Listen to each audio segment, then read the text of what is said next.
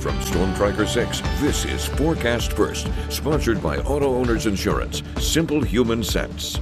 We've been dealing with cold temperatures across mid-Michigan today. Readings are generally sitting in the mid-30s this afternoon, quite cold outside. Wind chills have been running in the mid to the upper 20s. It has been breezy to go along with the cool temperatures, and we've had a lot of cloud cover around as well. Even a few snow flurries, mainly off to our northwest. Wouldn't be impossible to see a flake here, but no big deal for the evening hours. Forecast-wise for tonight, skies become partly cloudy through early tomorrow morning. Temperatures in the mid-20s to start. Cold enough for tomorrow evening. We may deal with some accumulating snows returning to the area. 6 News at 5:30 starts right now.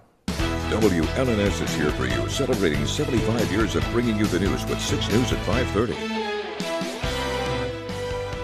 And thank you for joining us. I'm Sherry Jones. Siobhan is off tonight. Let's start the clock on our first 6 minutes of news. We begin tonight in Detroit, where prosecutors are now charging the person arrested in connection with the discovery of 3 bodies in a burning car yesterday. The suspect, Edward Redding, was charged in federal court today with being a felon in possession of a gun. Now, according to court documents, Redding's vehicle was seen by witnesses traveling with the car where the 3 bodies were discovered on Sunday.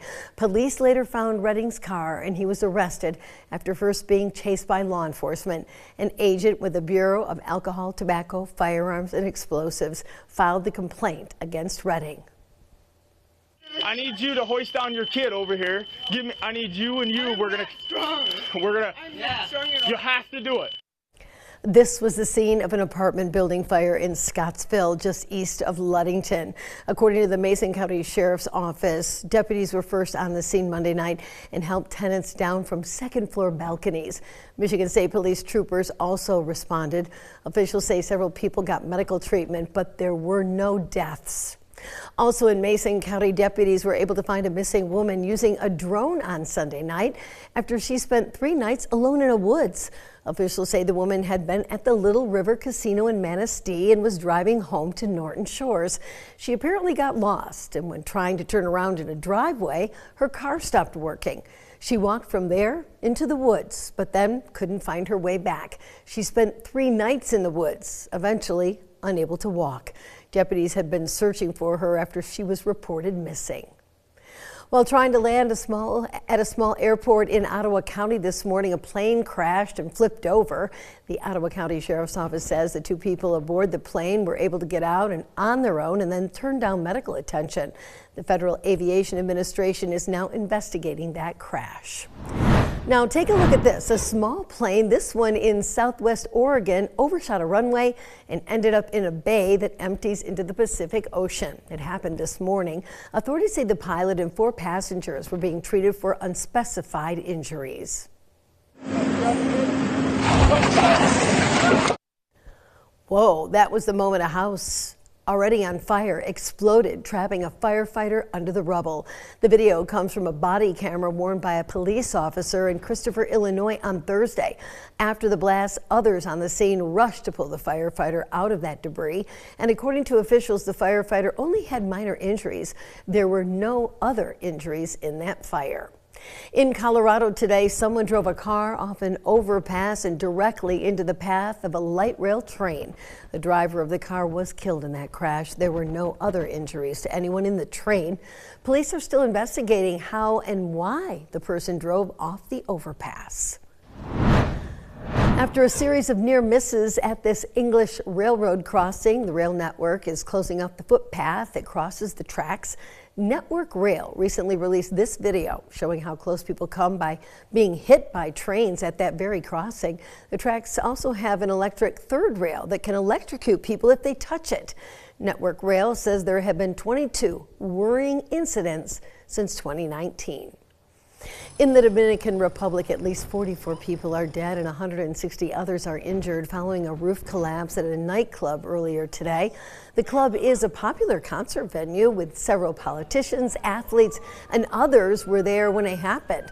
Former Detroit Tigers pitcher Octavio Dotel was one of the people who was killed. Rescue crews are still pulling survivors out of the rubble now 12 hours after that collapse. It's still not clear on what caused the roof to collapse. In the West Bank, local media is reporting that a 14-year-old Palestinian American was shot and killed by the Israeli military on Sunday. The boy is reportedly Amber Raby of New Jersey. The Israeli Defense Forces released a statement saying soldiers identified 3 people they referred to as terrorists throwing rocks at cars on a highway. They say they killed 1 and wounded the other 2. An erupting volcano sent a plume of ash more than 2 miles into the sky in the Philippines today. Check it out. It's one of the country's most active volcanoes and last erupted back in October. There were no reports of any injuries, but ash fell on nearby villages, causing many health concerns. Well, back here in Michigan, saving lives is on the minds of South Haven city officials. The city council voted on Monday to create a list to understand how much a lifeguard program would cost there. The previous lifeguard program was canceled back in 2021. In January, the council had the United States Lifeguard Association draft a plan for the city's multiple Lake Michigan beaches. And that plan calls for 5 lifeguards, each at the north and south beaches. 3 lifeguard towers would be located on the south beach, which is the busier one, and 2 towers would be at the north beach. A new version of the Mega Millions lottery game will have its first drawing tonight, but players are paying more for what officials say are bigger jackpots. Tickets prices jump from $2 to $5. Game officials say the odds are also better in this new version of the game.